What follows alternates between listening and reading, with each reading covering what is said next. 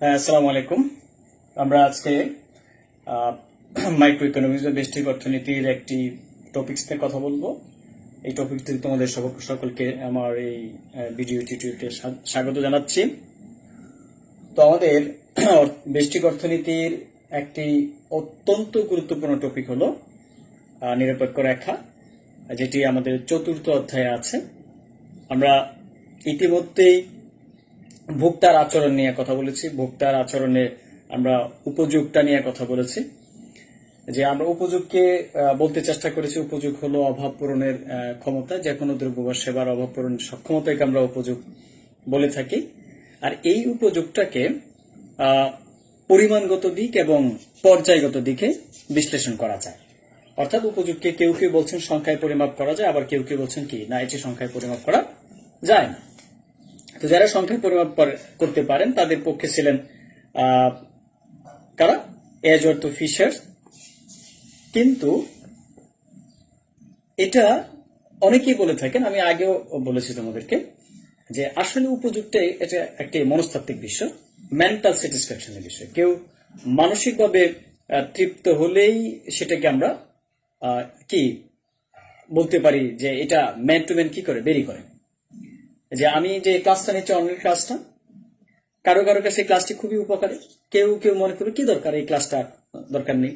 অর্থাৎ মনস্তাত্ত্বিক একটা বিষয়। কেউ কেউ আবার এটাকে টাকায় কনভার্ট করার চেষ্টা করবে, যে স্যারের এই ক্লাসটা তো আমি যদি অন্যভাবে পড়তাম তাহলে সেখানে আমার টাকা খরচ হতো। অর্থাৎ সে এটাকে পরিমাণগত দিক থেকে বিবেচনা করবে। যাই হোক, আমরা সেটাকে পরিমাণগত উপযোগটাকে বিশ্লেষণ করেছি। আজকে আমরা যেটা দেবো সেটা হচ্ছে নিরপেক্ষ রেখা। নিরপেক্ষ রেখা হচ্ছে উপযোগ বিশ্লেষণের এমন একটি রেখা, যেই রেখার বিভিন্ন বিন্দুতে একজন ভোক্তা দুইটি দ্রব্যের সংমিশ্রণ ঘটিয়ে সে কি করবে, সমান উপযোগ লাভ করবে।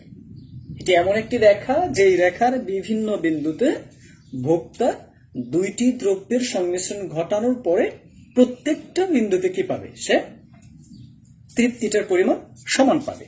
তো বিষয়টাকে এভাবে দেখানো যায়। খেয়াল করে দেখো, আমি এখানে একটি চিত্রের মাধ্যমে যদি দেখতে চাই, চিত্রটা একটু খেয়াল করো। আমার ছবি দেখার খুব একটা প্রয়োজন নেই। এখানে আমরা এক্স অক্ষে, এই যে একটা চিত্র নিয়েছি আমরা, এক্স অক্ষে আমরা দেখাচ্ছি হলো এক্স দ্রব্য, ওয়াই অক্ষে দেখাচ্ছি আমরা ওয়াই দ্রব্য। আমি এই চিত্রটিকে আমি একটু আঁকতে চাই নতুন করে। হ্যাঁ, নতুন করে একে যদি দেখায়, দেখো এইটা মনে করলাম একটা নিরপেক্ষ রেখা। হ্যাঁ, it is an indifference curve. ইংরেজিতে বলা হয়েছে কি ইনডিফারেন্স কার্ভ। এবং আমরা একটু মনে পড়লো যেহেতু বলে রাখি, এই নিরপেক্ষ রেখার বিষয়টি বিশ্লেষণ করেছেন পেরেটো এবং এলেন হিস, এই ধরনের অর্থনীতিবিদ যারা আছেন তারা ব্যাখ্যা করেছেন। তো এটি হচ্ছে নিরপেক্ষ রেখা বলছি আমরা। তো নিরপেক্ষ রেখার সংজ্ঞাতে কি বলা আছে? নিরপেক্ষ রেখার সংজ্ঞাতে বলা আছে যে যদি আমরা দুইটি দ্রব্যের সংমিশ্রণ ঘটাই, তো আমরা মনে করছি এটি ওয়াই দ্রব্য, ঠিক আছে, আমি নতুন করে লিখছি, এটি ওয়াই দ্রব্য, এটি হলো কি এক্স দ্রব্য। তো নিরপেক্ষ রেখার আমি আমার ইচ্ছা মতো বিন্দু দিলাম, এটা একটা বিন্দু মনে করছি A1। তো A1 বিন্দুটা এখান থেকে যদি আমি যোগ করি, খেয়াল করো ওয়াই পর্যন্ত এইটুকু আসলো। হ্যাঁ, আর এইদিকে যদি যোগ করি এখানে আসবে। আমরা এটার একটু নাম দিই, নাম দিলাম কি দেওয়া যায়, ধরলাম পি দিতে পারি, এইদিকে দিলাম হচ্ছে কিউ। খেয়াল করো, সংখ্যা দিয়ে প্রকাশ করি নাই, আমি প্রকাশ করছি কি অক্ষর দিয়ে। মানে এই যে একটা বিন্দু আমরা ইনডিফারেন্স কার্ভের A1 বিন্দুটা বসালাম, এখানে দেখা যাচ্ছে একজন ভোক্তা এক দ্রব্য যদি ব্যবহার করে তাহলে ওপি পরিমাণে এক দ্রব্য সে ব্যবহার ভোগ করতে পারে। এই বিন্দুতে সে ওপি পরিমাণ এক দ্রব্য ভোগ করে এবং এখানে ওকিউ পরিমাণ কি ওয়াই দ্রব্য ভোগ করে। ঠিক আছে, তাহলে A1 সংমিশ্রণে A1 যে একটা মিশ্রণ ঘটলো, এখানে দেখা যাচ্ছে সে পাচ্ছে কি ও কিউ প্লাস ওপি। ওকে, এবার আমরা আরেকটা বিন্দু নিতে চাচ্ছি, আমার ইচ্ছা মতো নিলাম A2 নামক আরেকটি বিন্দু নিলাম। এখানে আমি বিন্দু দুইটি যোগ করি, যোগ করলে কি দাঁড়ায়, লুক এট, আমি মনে করছি যে এখান থেকে এসে P1 A2 বিন্দুতে OP1 পরিমাণ x দ্রব্য ইউজ করে এবং এদিকে OQ1 পরিমাণ y দ্রব্য ইউজ করে। এটা কোন বিন্দুর ব্যাখ্যা? A2 বিন্দু। তার মানে A2 তে আমরা পাচ্ছি OQ1 পরিমাণ y দ্রব্য এবং OP1 পরিমাণ কি, x দ্রব্য। এটা y, এটা ধরলাম আমরা x, এটা y, এটা x। তো নিরপেক্ষ রেখাতে বলা হচ্ছে যে ভোক্তা এইখানে যতটুকু সন্তুষ্ট, A2 পরিমাণ বিন্দুতে সে ততটুকু সন্তুষ্ট, অর্থাৎ A1 ইকুয়াল টু A2। কারণটা হিসাবে দেখো, এইদিকে যখন তুমি কিউ এর কিছু অংশ ছেড়ে দিয়েছ, এই যে A2 যখন ছেড়ে দিলাম, কিউ এর A2 যখন ছেড়ে দিলাম, তুমি কিন্তু এই দিক থেকে কি পাচ্ছ, এই দিক থেকে x এর PP1 পাচ্ছ, QQ1 ছেড়ে দিয়ে PP1 বাড়াচ্ছ। তাহলে ভোক্তা কিন্তু এটি জেনে বুঝে সব কেনে সচেতন ভাবে, এবং ভোক্তা অত্যন্ত যুক্তিশীল যে y দ্রব্য যতটুকু ছেড়েছে x দ্রব্য সে তার মতো করে ততটুকু বাড়িয়ে নিয়েছে, অর্থাৎ ভোক্তা A1 বিন্দু এবং A2 বিন্দু উভয় বিন্দু থেকে নিরপেক্ষ আচরণ করছে। সুতরাং আমরা যদি একটু ফিনিশিং টানে আমরা বলতে পারছি নিরপেক্ষ রেখা হচ্ছে এমন একটি রেখা যেই রেখার বিভিন্ন বিন্দুতে, আমি যে আরো বিন্দু নেই, দেখবে যে ঘটনা একই ঘটবে, যে রেখার বিভিন্ন বিন্দুতে ভোক্তার কি দুইটি দ্রব্যের সংমিশ্রণে যে তৃপ্তি পায় ওই তৃপ্তিটার পরিমাণ সমান। আমরা দেখতে পাইলাম A1 বিন্দুতে ওপি পরিমাণ এক দ্রব্য পাচ্ছে এবং ও কিউ পরিমাণ কি y দ্রব্য, ফলে A1 equal to O Q Y plus OP X. A2 তে y কমে গিয়েছে কিন্তু x বেড়ে গিয়েছে। এখানেও বলছে কি তার তৃপ্তি আগের মতোই আছে। বিষয়টা এমন আর কি যে কেউ একজন চা খেলো হলে বিস্কুটের সাথে, চা প্লাস বিস্কুট, আরেকজন বলতেছে যে আমি কফি খাবো সাথে কি অন্য কিছু খাবো, কেক খাবো। তাহলে হয় তুমি কফি প্লাস কেক খাবে, না হয় চা প্লাস বিস্কুট খাবে।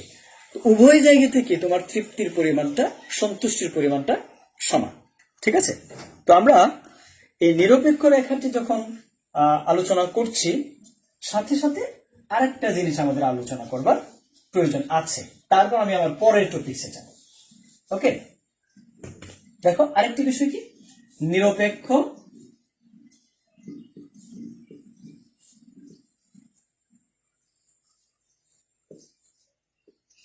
মানচিত্র।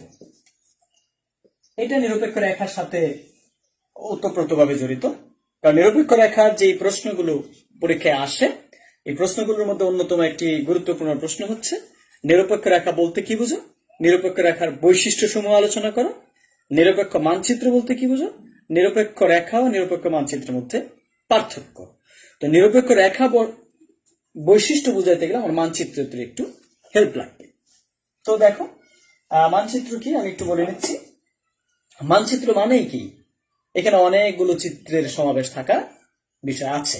যেমন আমি যদি বাংলাদেশের মানচিত্র বলি, মানে বাংলাদেশ হচ্ছে ফোকাল পয়েন্ট, ওখানে কি থাকবে, 64 ডিস্ট্রিক্ট থাকবে, 64 ডিস্ট্রিক্টের মানুষ টানুষ যা আছে এভরিথিং থাকবে।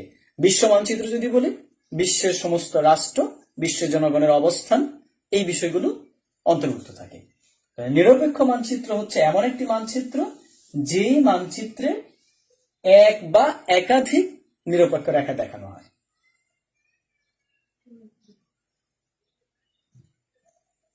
তাহলে এক বা একাধিক নিরপেক্ষ রেখা যেই চিত্রে বা যেই মানচিত্রে দেখানো হয় সেটি হচ্ছে নিরপেক্ষ মানচিত্র। তাহলে আমরা একটু দেখি কিরকম সেটা। নিরপেক্ষ মানচিত্রটা কিরকম,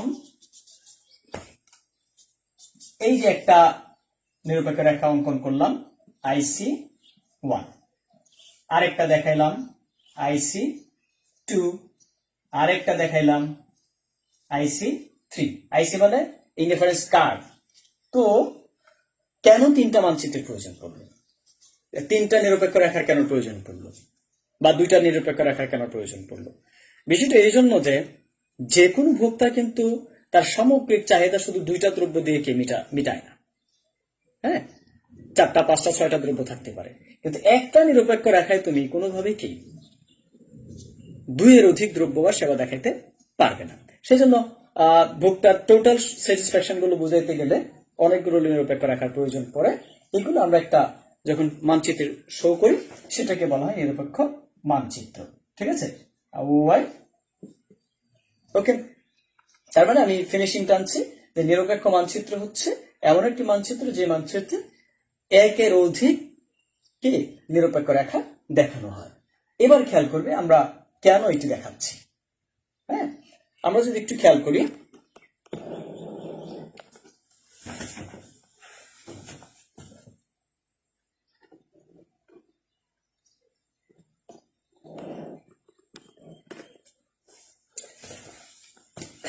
আমরা এবার আলোচনা করব হচ্ছে নিরপেক্ষ রেখার বৈশিষ্ট্য। ঠিক আছে, তো প্রিয় শিক্ষার্থীবৃন্দ, নিরপেক্ষ রেখার বৈশিষ্ট্য যদি আমরা আলোচনা করি, এখানে যে কয়টা বৈশিষ্ট্য আছে, হ্যাঁ, সবগুলো বৈশিষ্ট্যের মধ্যে আমাকে চিত্র দিতে হবে। Each and every character will be shown by graphical presentation. কেউ একজন আমাকে ইনবক্সে প্রশ্ন করেছিলেন যে নিরপেক্ষ রেখার এই বৈশিষ্ট্যগুলো কি সচিত্র দেখাতে হবে কিনা। হ্যাঁ, অবশ্যই সচিত্র দেখাতে হবে। অনেকগুলো বৈশিষ্ট্য আছে, 6টা বৈশিষ্ট্য বা আছে, আমরা একটু আলোচনা করবো আশা করছি। নিরপেক্ষ রেখার প্রথম বৈশিষ্ট্য যেটি, সেটি হচ্ছে নিরপেক্ষ রেখা বাম দিক থেকে ডান দিকে নিম্নগামী হবে। তো আমরা একটু দেখি, আমরা যে চিত্রটা নিরপেক্ষ রেখার চিত্রে যেটা দেখেছিলাম এটা এরকম ছিল, তাই না? এরকম ছিল, দিস ইজ আইসি। এটি হচ্ছে প্রথম বৈশিষ্ট্য, নিরপেক্ষ রেখা বাম দিক থেকে ডান দিকে নিম্নগামী হবে। কেন নিম্নগামী হবে?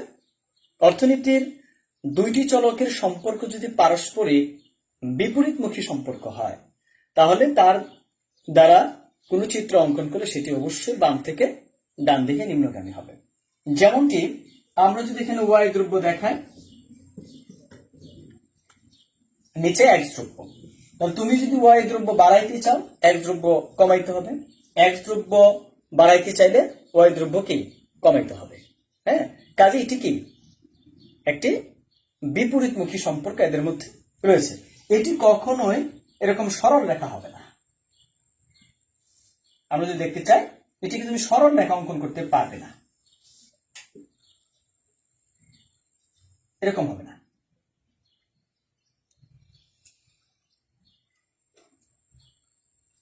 এটি একটি বক্ররেখা হবে, এটি অবশ্যই কি হবে বক্ররেখা হবে। কেন বক্ররেখা হবে খেয়াল করো, যদি তুমি সরল রেখা অঙ্কন করতে চাও, এইটা এখান থেকে ছেদ করে নিচে চলে যাওয়ার সম্ভাবনা আছে, বাট এটি কখনোই সম্ভব না। কেন সম্ভব না? এখানে ছেদ করা কিংবা এই জায়গায় ছেদ করার অর্থ হলো যে এই জায়গায় যদি ছেদ করে তাহলে এক্স দ্রব্যের পরিমাণ 0, এখানে যদি ছেদ করে তাহলে ওয়াই দ্রব্যের পরিমাণ 0। তো আমরা বলেছি 2টা দ্রব্যের কি থাকবে, সমন্বয় থাকবে, 2টা দ্রব্যের এই সমষ্টি থাকবে, কোনোটাই কি 0 করা যাবে না। ফলে নিরপেক্ষ রেখাটি কি হবে, বাম দিক থেকে ডান দিকে যাবে, এটি যাবে হচ্ছে উত্তল আকৃতিতে, এই যে এভাবে যাবে উত্তল। এটি কখনো এমনও হবে না, ঠিক আছে, এটি কখনো সমান্তরাল রেখাও হবে না। তো আমরা পরের বৈশিষ্ট্যে আসি। পরের বৈশিষ্ট্যকে বলা হচ্ছে নিরপেক্ষ রেখা যদি আমরা নিরপেক্ষ মানচিত্র অঙ্কন করতে চাই,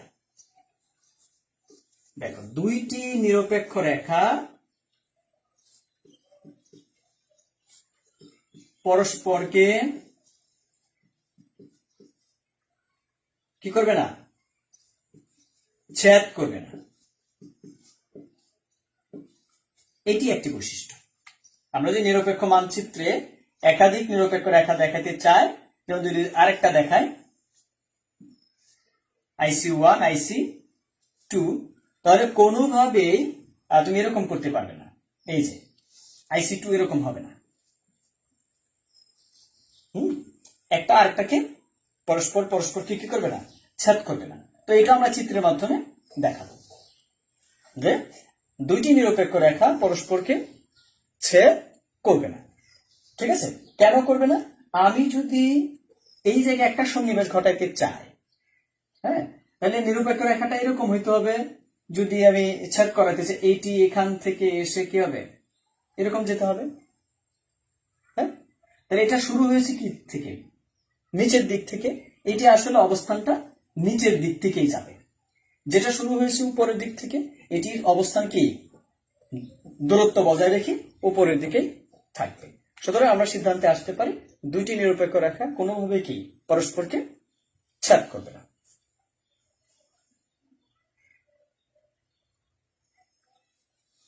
তৃতীয় বৈশিষ্ট্য, নিরপেক্ষ রেখা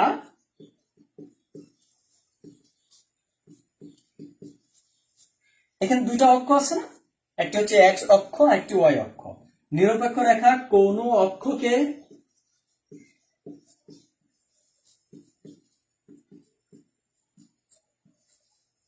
স্পর্শ করবে না। প্রিয় শিক্ষার্থীবৃন্দ, আবার বলছি, নিরপেক্ষ রেখা কোন অক্ষকে স্পর্শ করবে না। আমি প্রথম বৈশিষ্ট্য বোঝানোর সময় বলেছি, অর্থাৎ এইটি এরকম হবে না। হ্যাঁ, এটা ওয়াই অক্ষকেও আসবে না, এক্স অক্ষকেও স্পর্শ করবে না। কারণ কি? কারণ হলো, যদি আমি এক্স অক্ষকে স্পর্শ করাই তাহলে বোঝা যাবে এক্স দ্রব্যের পরিমাণ 0, অথবা যদি ওয়াই অক্ষকে স্পর্শ করে তাহলে বোঝা যাবে ওয়াই দ্রব্যের পরিমাণ কি 0। কিন্তু নিরপেক্ষ রেখায় কোনো দ্রব্য বা সেবাকে 0 করা যাবে না। ঠিক আছে,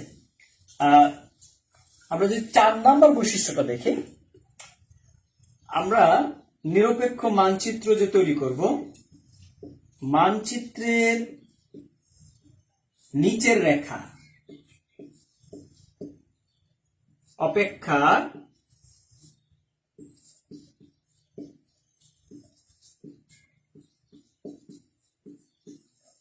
উপরের রেখা বেশি তৃপ্তিদায়ক। হ্যাঁ, বুঝি না, তাই তো? এক্সাম্পল দেই, বলছি আমি যদি নিরপেক্ষ মানচিত্রে দুইটা রেখা অঙ্কন করি, একটা অঙ্কন করলাম আমি, হ্যাঁ, দুইটা রেখা অঙ্কন করলে যে নিচের দিকে থাকবে তার থেকে উপরের রেখাটার মধ্যে তৃপ্তি বেশি। আমি এখানে একটু সংখ্যা বসাবো, এটা একটা বিন্দু, তাহলে ধরছি এটি হলো 7, এটি ধরলাম 4। তাহলে আমি দুইটা থেকে দ্রব্য পাচ্ছি কত, 7 + 4 = 11। এটা IC1 এর বিষয়।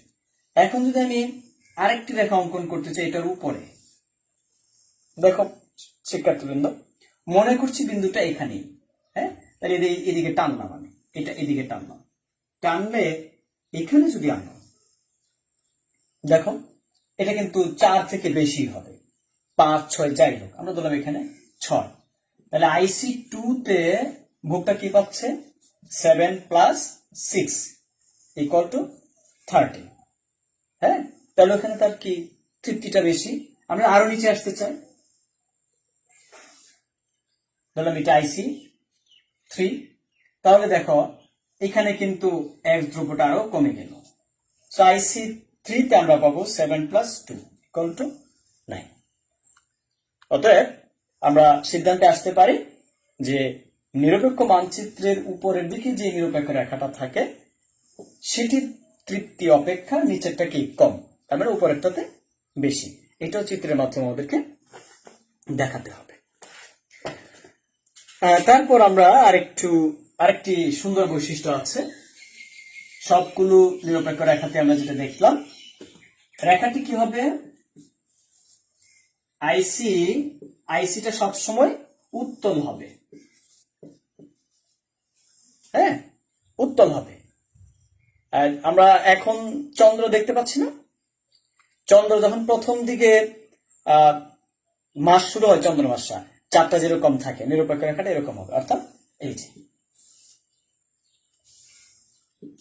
এমন হবে। এমন হওয়ার কারণ কি, এইটি প্রথমে কমবে, তাই না? প্রথমে কি ওয়াই বেশি থাকবে, এক্স কম থাকবে, আস্তে আস্তে ওয়াই কমবে, ওয়াই বাড়তে থাকবে, এক্স বাড়তে থাকবে, X two, X one, Y, Y one, Y আরো কমবে, এক্স কি বাড়তেই থাকবে, এক্স থ্রি, ওয়াই থ্রি। আর তুমি কিন্তু এখন এই অবস্থায় ওয়াই কে খুব বেশি কমাইতে পারছো না। হ্যাঁ, আর এটি কোনোভাবেই কি এমন হবে না, অবতল হবে না, নিচের দিকে থাকবে না। এমন হওয়ার সম্ভাবনা আছে? নাই। তুমি ওয়াই কে ঠিক রেখে তুমি এক্স বাড়াইতে পারবে না। ওয়াই কে ঠিক রেখে যদি এক্স বাড়াইতে চাও, এটি কিন্তু কি হবে, সরল রেখা হবে। ঠিক আছে, যেমন আমি একটু দেখাই, এটা আমরা কিন্তু উত্তল দেখলাম। এখন আমরা নিরপেক্ষ রেখার যদি ওইদিকে যেতে চাই, আমি এটাকে কি করতে চাই, আমি বলছি যে না, এটাকে আমি সরল রেখা বানাবো, দেখি পারি কিনা। সরল রেখা এ ওয়ান বিন্দুতে 7, এখানে 4, আমরা পাচ্ছি কত, 7 প্লাস 4, a1 সমান ইকুয়াল টু 11। এটা ধরলাম a2, পাচ্ছি কত, a2 সমান 7 প্লাস 6 ইকুয়াল টু 13। আমরা মনে করছি a3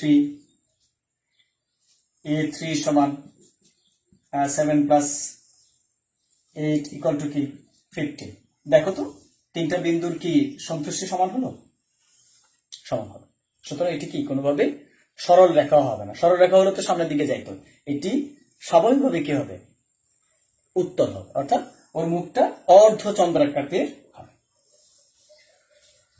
তো এই ছিল আমার আজকের নিরপেক্ষ রেখা, নিরপেক্ষ মানচিত্র এবং নিরপেক্ষ রেখার বৈশিষ্ট্য। পরীক্ষাতে এই চ্যাপ্টার থেকে যে প্রশ্নগুলো আসে, তোমরা এই প্রশ্নগুলো পড়ে নাও। আমি সংক্ষেপে বলে যাচ্ছি, নিরপেক্ষ রেখা বলতে কি বোঝায়, নিরপেক্ষ রেখার বৈশিষ্ট্যগুলো চিত্র সহ আলোচনা করো, নিরপেক্ষ রেখার ও নিরপেক্ষ মানচিত্রের মধ্যে পার্থক্য লেখো। তারপর প্রত্যেকটা বৈশিষ্ট্যের আলাদা আলাদা প্রশ্ন আসতে পারে, যেমন 4 মার্কসের কোশ্চেন আসতে পারে, প্রমাণ করো যে নিরপেক্ষ রেখা কি মূল বিন্দুর দিকে উত্তল, অথবা প্রমাণ করো যে নিরপেক্ষ রেখা মূল বিন্দুর দিকে অবতল হতে পারে না। এই ধরনের প্রশ্ন আসতে পারে। আমরা পরবর্তী ভিডিওতে নিরপেক্ষ রেখারই আরো কিছু প্রশ্ন নিয়ে তোমাদের সামনে আসব। তো সবাই ভালো থাকবে। আর এখন থেকে যেটি হবে, যেই ক্লাসগুলো অনলাইনে লাইভে নেওয়ার সময় সেটি লাইভে নেব, না হয় এরকম ভিডিও থাকবে, তোমরা ভিডিওগুলো বারবার দেখে নেবে। সাউন্ড প্রবলেম যেহেতু হয়, সেই জন্য এই সিদ্ধান্ত নেওয়া। তো সবাইকে মাহে রমজানের আবার শুভেচ্ছা জানাচ্ছি। সবাই ভালো থাকো। ধন্যবাদ সবাইকে।